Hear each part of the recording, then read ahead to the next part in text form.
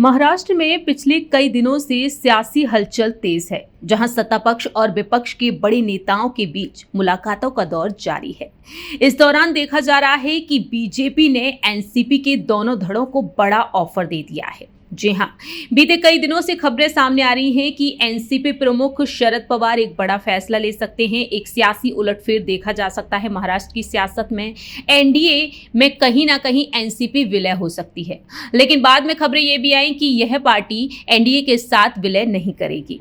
अब सूत्रों के मुताबिक कहा जा रहा है कि बीजेपी ने स्पष्ट संदेश दे दिया है कि एनसीपी के दोनों धड़े विलय करने के बाद ही एनडीए में शामिल हों। एनसीपी शरद पवार को अलग से एनडीए में लेने के बजाय विलय पर जोर दिया गया है। दरअसल परिसीमन बिल को लेकर कई अहम फैसले लिए जा सकते हैं। परिसीमन बिल पर एनसीपी एसपी के नरम रुख और समर्थन की संभावना के बीच बीजेपी ने ये बात अब क्लियर कर दी है।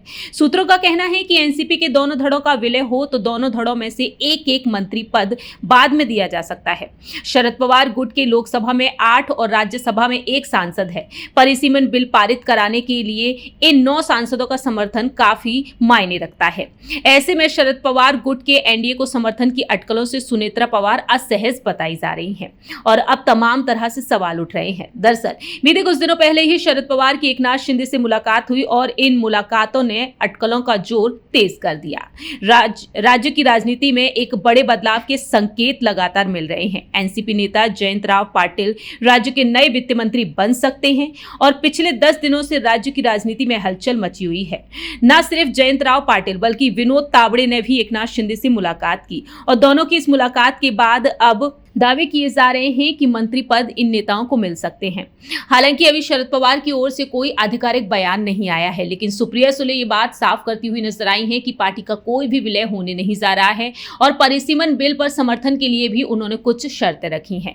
मालूम हो कि 20 जुलाई से मानसून सत्र शुरू होने जा रहा है और मानसून सत्र से पहले बीजेपी कहीं ना कहीं समर्थन चाहती है परिसीमन बिल को सदन में पेश करने के लिए, और इस बार सदन में एक बार फिर से इस बिल को पेश करने की कोशिश की जाएगी। ऐसे में बीजेपी को समर्थन की जरूरत है, तो अब यहां पर एनसीपी मुखिया शरद पवार से बीजेपी को उम्मीदें हैं। देखना होगा कि आखिरकार शरद पवार इस ऑफर को स्वीकार करते हैं या नहीं।